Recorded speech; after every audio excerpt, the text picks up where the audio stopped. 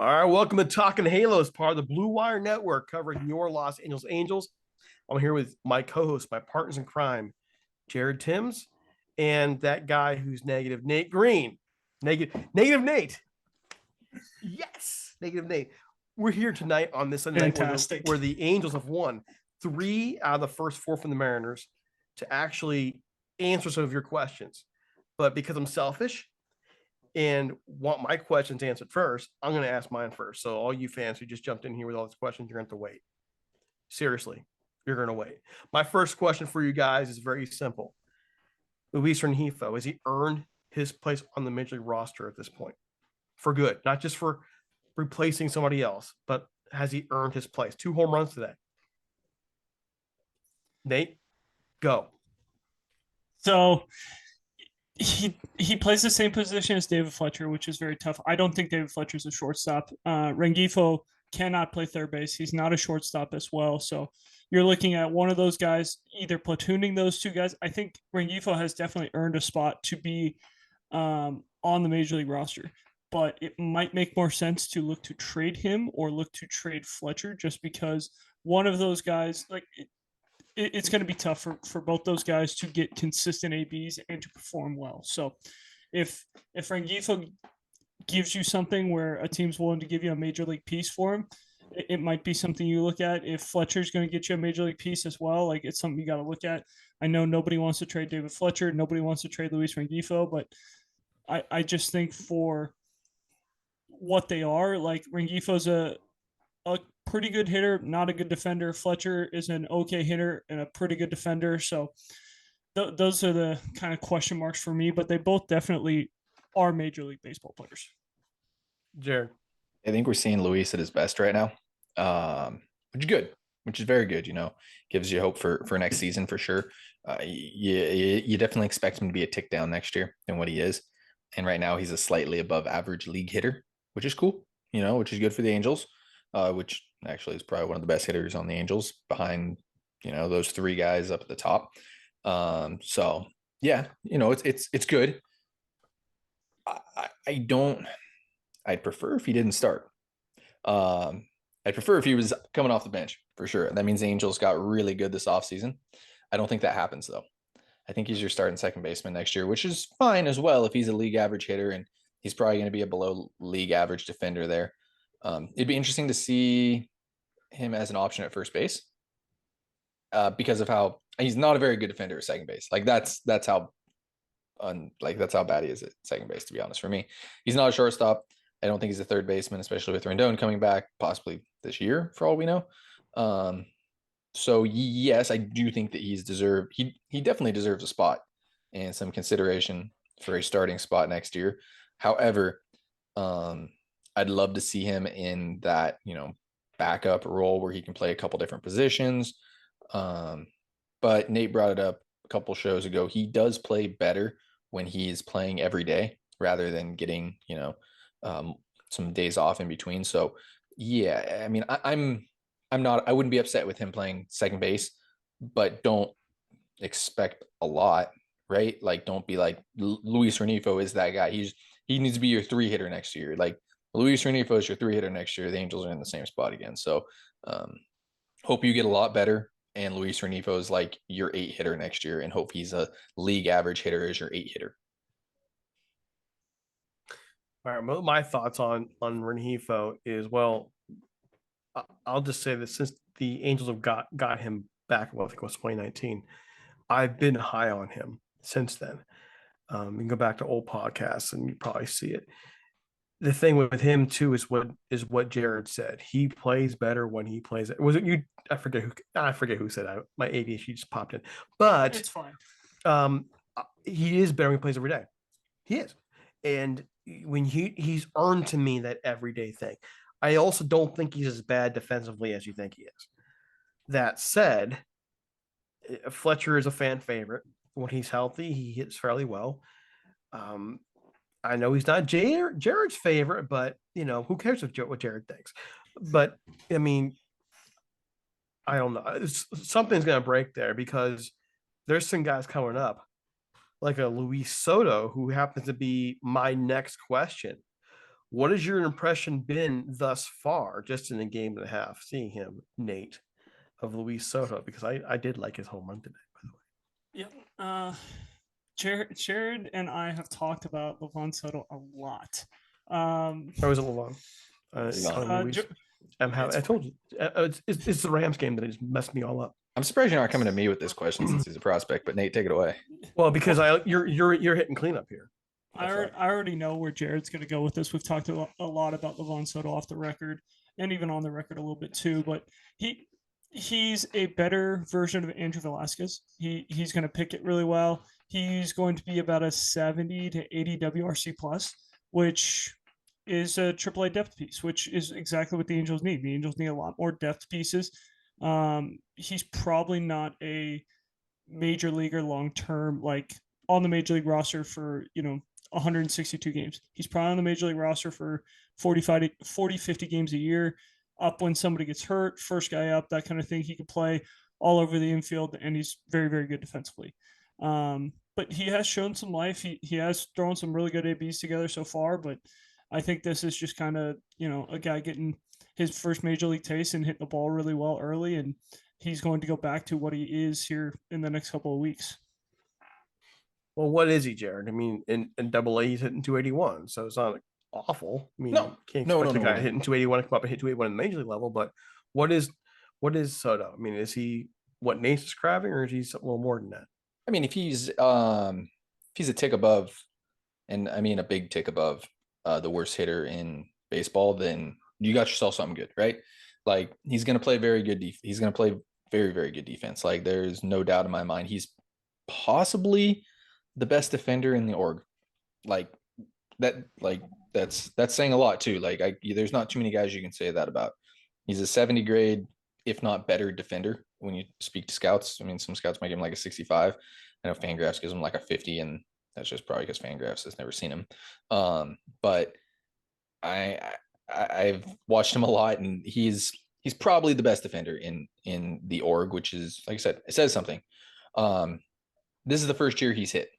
With it all being said and done, he's got a beautiful swing. I'll say that. It reminds me of Adrian Placencia, for those who know the Angels minor league system. Really like him as well. But if he's a slightly below average league hitter, the 80 WRC plus guy, and can play some of the best defense in baseball, possibly, like, you got yourself something good there. Like, there's value in that. There's definitely something there. He was hitting well, like he's putting together good at bats. He was putting together good at bats in Rocket City as well. I think that this year he's pretty close to a 15% walk rate, which is impressive, and not that much higher in the strikeout category either. So anytime you can get close to strikeouts and walks, together, that's a very good sign as well for any prospect. And yeah, like I said, don't expect a lot, but I mean, if he's one of the better defenders out there, and he's going to hit going to hit 250, 260 and get on base 35% of the time, and he's not going to hit for a lot of power. He's going to hit a lot of singles like David Fletcher does, in a sense. Harder hit singles, but I mean, it's depth. It's what the Angels have lacked. Like, there's a reason why they're not pulling it from AAA right now, right? If they could, they probably would go down and pull somebody up. But you want to know who's down in AAA to call up right now? Like Kyle Kasser, which I'm sure nobody knows who that is. Torrey Hunter Jr., like, not that he's an infielder, but like, there's a lot of guys in AAA where it's like, if you're calling those guys up, you've had a tough year, and that's where the Angels are. But yeah, Livan, really like him. He's a good kid too. So do you agree with Nate on how Nate views him as a 40, 50-year game kind of guy, or is his upside higher than that? I mean, if the bat continues, like, if he's going to continue hitting at a 280 pace, like, he's going to be a 100 WRC plus, who's a good defensive player at second base. I mean, yeah, that probably plays every day, but I mean, is he better than Luis Rengifo right now? Probably not. Is he a future shortstop? Probably. He probably doesn't hit good enough to be a shortstop, and you have Anthony Rendon at third base. So, no, but I mean, like I said, he's good depth. Like, I'm 100% fine with it. Like, this is the first Angels infielder that they've called up. I'm not going to count Stefanik, like, or anybody like that they've actually produced, in a sense. Like, in quite some time, which is really cool. Luis Rengifo wasn't drafted or signed by the Angels. They traded for him, so Jared Walsh, I guess. What is your feeling on Stefan now, though? I always wanted to see what he was. That's where I stood with. Well, what is he? After a year now, I still don't know what he is at the major league level, right? Like he's down in AAA and he's hitting. He just won Player of the Month, Player of the Week, whatever it was for Salt Lake. So I don't know what he is still. If you, I guess maybe flip the script on what David Fletcher is, like he's gonna hit as valuable. Back to Fletch. He's gonna hit. It always comes back to Fletch. I mean, it's an easy comp. He's gonna hit as valuable as David Fletcher is defensively, in a sense, possibly. And he's going to be as bad of a hitter, bad as a defender as David Fletcher is a hitter. So, like you said, flip the script in a sense. Like, yeah, everything's going to come back to David Fletcher. So that's what you're hoping for. But from what he's shown so far, he's not a major leaguer as of right now. Like he's a major leaguer on a team that isn't a World Series team. I mean, undrafted free agent. So tip the cap to the Angels for that one. Like, I don't know. Like undrafted free agent. Like glad he got here, but like. Yeah. If we're honest with ourselves and you want to win a World Series, he is not on the roster. I love Mikey. He's a great guy too. But yeah. And you could always hope. I mean, absolutely. Jared Walsh, 39th round, and he's in the majors. All right, here we go. Into the questions other people had. Dominic asks, what is the Thaiss outlook heading into next year? Jared, go first. I like Thaiss. I'm very intrigued into what Matt Thaiss is. I don't think he has a position though. Like I don't know if he hits enough to be a first baseman. Like I like his swing. I love what he's done this year. I really, really do. He's not a catcher at the end of the day. Like I just don't think he's a catcher. He's not very good at receiving, I don't think. Like I don't think he calls a very good game. I think that there's a lot of stuff lacking. And that's only because he hasn't, like the Angels have tried him at first base. They've tried him at third base. Pretty sure he's played possibly all three outfield positions. Like he might've played second base at one point. Like they've tried him everywhere and now he's going back to catching again. And it's going to take him some time, to be honest. But right now, I just don't think he's a catcher. And time's in a sense kind of running out with him too. Like you're going to take up a 40-man spot with him still. You're going to need a backup catcher. Is he a backup catcher next year? Are you putting him in AAA? Is he your first baseman if Walsh is on the IL? Like you can find a right-handed hitting first baseman as well to platoon with him. It'll be interesting to see. It wouldn't surprise me if Thaiss wasn't around come when they bring everybody off the 40-man or put everybody back onto the 40-man. I know it'll be really interesting to see what they do here in a couple months after the season with everybody. So, Nate. Yeah. Hard to disagree with Jared there. I mean, Thaiss doesn't really have a position, and it is kind of unfortunate how the Angels screwed him up, as blunt as that is. Like to draft a catcher in the first round, say, hey, you're not a catcher. And then 2 years later, hey, actually you are a catcher. Oh, and just go back and forth and just like, oh, he's going to hit because, that's just who he is. It's like, no, like this guy needs to be in a routine. He needs to know where he's going to play every day. And that's what made him so successful at Virginia. He was a guy who knew he was going to catch every single day, and he was going to play and hit, anywhere third to fifth in the lineup when they were a national championship team. So I feel bad for him. I just don't know if there's really a spot for him. And like Jared said, the 40-man is going to get interesting. Chris Rodriguez is going to come off that. Canning's going to come off the 60-day IL, and Velasquez is going to come off that because they just put him on there. So there's going to be 5 or 6 spots that are going to have to be taken away. And I would be shocked if Thaiss is not one of those guys who gets the short end of the straw. He's 27 years old. He's 27 years old. And I'd say at 27 years old, it kind of reminds me a little bit of Taylor Ward, in that it took Taylor Ward a while to figure out what they're going to do with him. But with Taylor Ward, they found a position for him. I don't know if they're going to find a position for Thaiss. First base is a possibility if Jared Walsh comes back next year and doesn't bounce back from this year. Then you're thinking, okay, well, maybe he can take first base. But he's only hitting 268 at AAA. And 77 games, not a whole lot of games, 10 home runs, put that out for a full season, that's 20. That's that's reasonable, but it's not what we thought he would be. Again, 27 years old. Man, I agree with Nate here. Then they really messed him up. I remember 2019, him coming back then thinking, okay, this is the guy we were looking at. He was hot in the minors at the time, and this is a guy who we think has a great future up here. And then you haven't heard much from him the last 3 years. It's a shame. And I like Matt. It's tough to say. Tough to say. Spencer has 2 questions. We'll go with the Bachman question first. Sam Bachman as a prospect has changed a lot. Many, including me, believe he's a bust already. The drop in velocity is scary and a real issue. I'd like to hear both Nate and Jared on this. Well, apparently he doesn't want to hear me. So, Nate, go. I do not think Sam Bachman is a bust right now. I think it's way too early to call him a bust. Do I think he's a starting pitcher long term? I do not.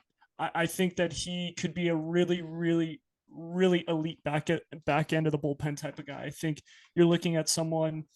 This is a terrible comp because I know people are going to take this way out of context. But Jared's already looking at me, Jared's already looking at me like, don't say it. But he could be. He's not looking at you, by the way. He's looking down. The right-handed Josh Hader for the Angels. Like, he could be that guy who comes in throwing 98 to 101 out of the pen for 2 innings, and then maybe turns into the closer of the team.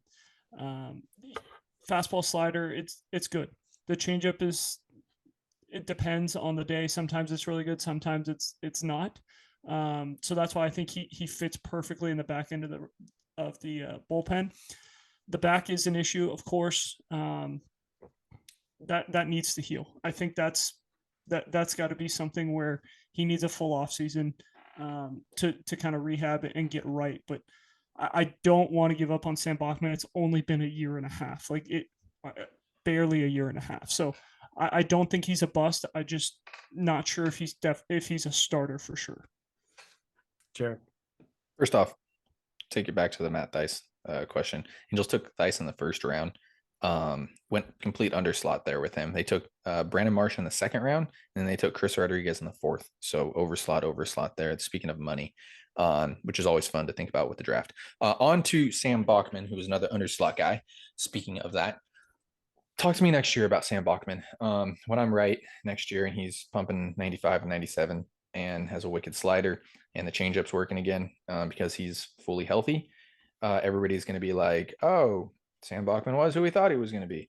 And Jared's going to get left behind us. I think he's a starter. I think he's working on command right now. I don't think he's fully healthy. He's sitting 92, 94. The slider's good. Actually, speaking of that, like 2 sliders, by the way. So he's realistically, he has 4 pitches. He's got a slider that more of a cutter, and he's got the slider. It's more of a, has more depth in it, more of a curveball. So if you want to call it a 4-pitch mix, you can. In a sense, the changeup is interesting. It flashes good.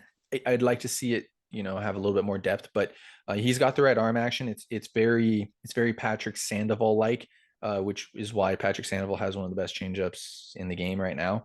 And yeah, I fully trust the Angels with pitching right now and what they've done with pitching. So definitely not a bust. Don't think down about Sam Bachman. He's going to be up in a lot of people's prospect lists. I think the lowest that he'll possibly get is 6. If he gets lower than that, people haven't seen very much of him or don't see a lot of upside in him still. So yeah, don't sleep on Sam Bachman at all. I think next year is we'll see him back again. I hope he's back in Rocky City. However, I'd like to see him in AAA just so we can get StatCast data on him. But that's just me being selfish. All right. So no one asked my opinion on this. So, what is your opinion? But I'm going to give it anyways because I don't care. I'm going to go general on this. Every player in the majors have their off years. I mean, you can even go to Mike Trout. Mike Trout, in my view, even with all the home runs he has this year, it's going to be the first time in a long time that dude's going to hit under 300, unless he gets really hot these next 2 weeks. Everybody has their off year. Everybody has their injuries. And I think given where he was drafted, given the stuff he has, give the guy a break. If he comes back next year and he's where he's struggling at certain points this year, then okay, we start talking about that. But it's too early. I mean, 1 year, and there are going to be years things just don't go your way. Verlander down in Houston, he's been great for most of his career, but even the great Verlander, he's had his rough year. He's had an occasional off year. There was a time where we thought he was done in Detroit. Yeah. Like, we were like, oh, he's Justin gone. Verlander, you're like, well, okay, he's 11, 12, 13 losses, not his best, and you just never know. And it's the same for the next question. I'm going to start this one. Have the Angels given up on Joe Adell? He's getting consistent playing time and is sharing starts with roster fillers. And then another question goes, who do you think is a higher upside, and who do you think will be better player, Moniak or Adell? Okay, I'm going to say the same thing. And we've mentioned it numerous times. Joe Adell has gotten screwed hard, like bent over a table. That's inappropriate as all can be, but it's not wrong. They've been batting him back and forth, down and up, down and up, down and up. And even now, he's not getting regular playing time. But here's the thing. They trade Brandon Marsh. They don't trade him. They kept him, and they called him up. That tells you they haven't given up on him. He deserves more playing time. If they want to know what's more, you got to get this guy every day. But if they given up on him, then guess what? He's not there. They had the chance to trade him, and they probably could have got a better prospect for him. And if you look at their numbers and look at their overall, put them side by side, Adell's are better. So I would say Adell right now, given all the tools he has a much higher upside than Moniak. Tell me I'm wrong. That's okay. Nate, go.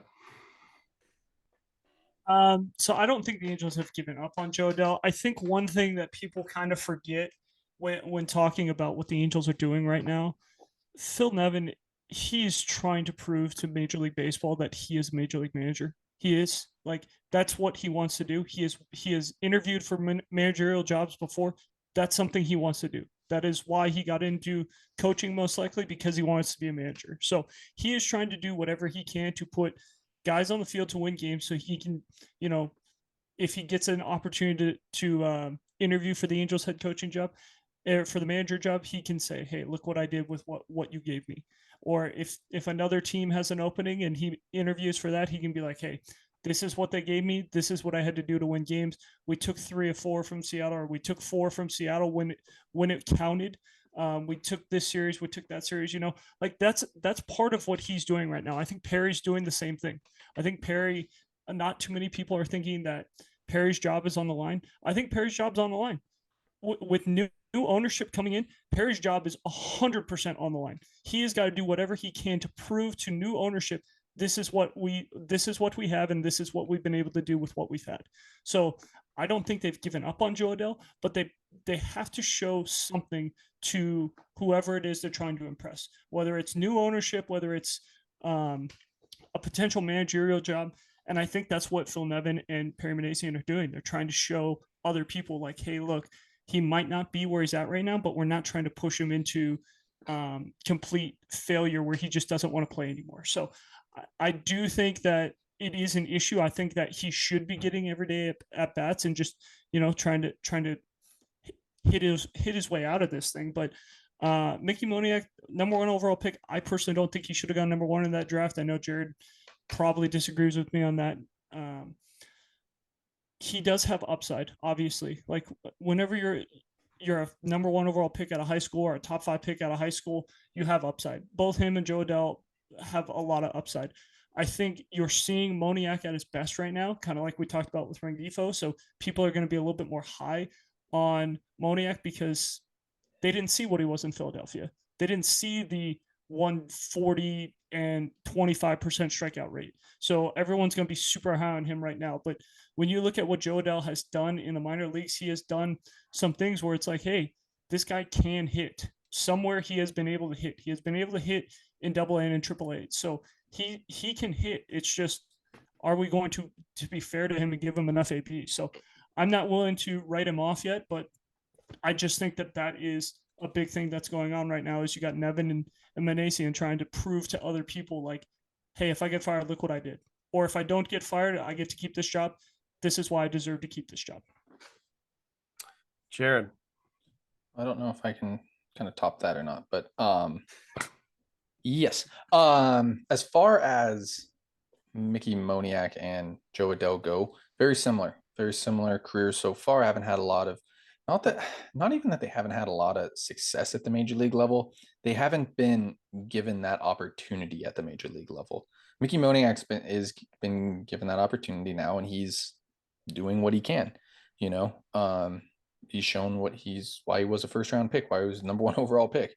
You know, he might not be playing to, you know, the caliber of other number 1 overall picks, but he's showing that he can be a major league baseball player, and he does not need to sit in AAA anymore. Joe Adell still hasn't gotten that opportunity. I'm gonna stand by that too. You know, I think when Brandon Marsh got traded, we talked about it, you know, that Joe Adell could hit 20 home runs this year if he gets the opportunity to finish off the season. Still hasn't gotten it. So I just, you know, I'm still waiting to see what Joe Adell can be. You know, everybody's down on the defense. Everybody, you know, we know he lacks baseball. You know, we know he lacks that baseball instinct, you know, and that's something that can't be taught. That's something that has to be learned. And you think that, you know, you might be able to learn that at the, you know, at the AAA level or whatever. Angels haven't been able to produce any type of hitting in the past 10 years. So I don't know, you know, I would love to see Joe Adell get an opportunity. But Mickey Moniak's showing what he can do right now. So he's flourishing with opportunity he's been given. So I'd love to see Joe Adell get the opportunity, but I don't know if he does or doesn't at this point. You know, we might see him. I don't know if he gets traded, but man, like the value has just gone way down. And I'm like I said, I still think that he deserves an opportunity to play. You know, even if he ends up like he has the upside of being like Justin Upton was with Detroit. You know, he has a chance to be a very good baseball player, but you know, when you're not given the opportunity, you can't do it. So, I mean, I just kind of wish they would have let him be. Like, listen, leave him in AAA the whole year instead of pulling him up later. Let him get the everyday at bats, the everyday work. And right now, he's not getting the everyday work. Like, pick one. This is how things have been virtually his entire career for the last 4 years. Back when he was a top 10, not top 200 prospect. I just kind of wish they would just give the guy a chance to play every day for the whole season at the AAA level, or leave him up and let him play every day at this point. You know, and of course, if Shohei's not DHing, you could say, well, he's not a fielder, put him in DH. It's going to work there. But that's not the case. So are we in a hurry? We're getting short on time. This is from Manuel. Where is Alejandro Hidalgo? He hasn't pitched for months. I guess this is a Jared question. Go, Jared. yeah, he's hurt, obviously. I mean, I got nothing else. Yeah. I have no more. I have no more that I can say on that front. He's hurt. It's nothing. They shut him down. Like it's okay. As simple as that. No surgery or anything like that. They just shut him down for the year. Okay, so we're hurrying up because we're getting short on time. Here we go. This will be a quick question. Sad Angels fan says, Sad Angels fan, aren't we all? Do the Angels get bought this offseason? Nate, yes. go. Yes. Jared. Yeah. Derek. Yes. Okay, so here we go. Who would you see to be the next manager of the Angels? This is Lone Star Patriot. Can I be unfair to this guy? Can I be unfair and say that we really need to wait till the next podcast, because I think that's one that's going to take a lot more time to digest and get into, because there's so much that you can go through with this. You can say, is Perry the GM? Is Perry not the GM? Because I can answer that question. Things. Yes. If they get a new owner, I could easily see the new owner saying, Perry, you're gone. Let me hire my new guy. And then he hires his new manager. So that's what I'm saying. I think we wait till next time. Sorry to him. But I think that's probably best for everyone. I think the last two questions I think are going to take a whole podcast. The other one is, what is your free agent wish list? Well, depends on who the owner is. So how about that? We'll do the manager question first. Matter of fact, guys, I kind of think we should just wait probably a month or so to see what happens with ownership before you even tackle these questions again. No, Joe and Lone Star Patriot, I know that's something answer you want, but to me, we'd be wasting everybody's time if we answer those questions now, because right now we all think this team's getting sold. So Let me ask this last question, guys, and then we're gonna get out of here. Right now, with the Angels now taking 3 out of 4, we're waiting to see in the 4th game tomorrow. If you're the Angels, and we got 2 weeks left in the season here, roughly, what are your goals for this team heading down these last couple of weeks? What do you think should be the goal at this point, Nate? I mean, I think one of the goals that is what they're doing this week. I think it's playing spoiler. They play Seattle and they play Minnesota. They have an opportunity to play spoiler against both those teams. Both those teams thought that they were playoff teams going into September, and for the Angels to go out and win both those series and potentially knock these guys out of the playoffs, that's absolutely a goal for them. I think the other goal is to finish healthy. I think Mike Trout, seeing him play the rest of the year and finish healthy, see Rendon come back, serve his suspension, and play healthy. I think those are the biggest goals for the Angels right now, is play spoiler and get healthy. Sure. If I was a basketball fan, I'd say lose every game, but we're not basketball fans here. Yeah, I want to see Shohei Ohtani just go absolutely ham. That's what I hope. I hope, the team kind of rallies around Shohei. And Mike Trout's having a fantastic year, by the way, too. But whether it's MVP, whether it's Cy Young talk, I hope the team, the organization in general, just rallies around Shohei Ohtani and can really help him out. 3 more wins would be fun. 3 more really good outings pitching wise would be really fun, and 5 more home runs would be really fun. I know we don't have to get into it, but man, dude, Aaron Judge is unbelievable as well. So it's crazy. Lots of good baseball to watch these next 2 weeks. And not just including Angels baseball. Here's my thing as we get out of here. My point of view is play every young kid you got every day. Get Adell out there every day. Get Moniak out there every day. Get these guys out there every day. No more platooning. Get Soto's up now. Play Soto every day. Play Rengifo every day. Give those guys these 2 weeks to really see major pitching every day, to get a chance to work with them every day and see what you got. At this point, it helps you lose more games anyways. And you're getting these guys some major experience that will be priceless to them. I know you were about service days, this, and this. Every day, play these guys. Play them. And see what you got. That to me is the biggest thing. It's the biggest lack that we're talking about. Adell not getting playing time. And so, all right. So follow Jared at Jared_Tims. Follow Nate Green at Nate Green 34. Follow me at DC Paul. Not that I ever post anything on Twitter because I'm bored and I don't have any time. But nonetheless, most importantly, follow Talking Halos. Don't forget to subscribe, leave a review. 5-star reviews are great. Low-star reviews are not great. So email us first and give us some feedback instead. We'd really appreciate that at talkinghalos@gmail.com. And in the meantime, we're out of here. Have a great one.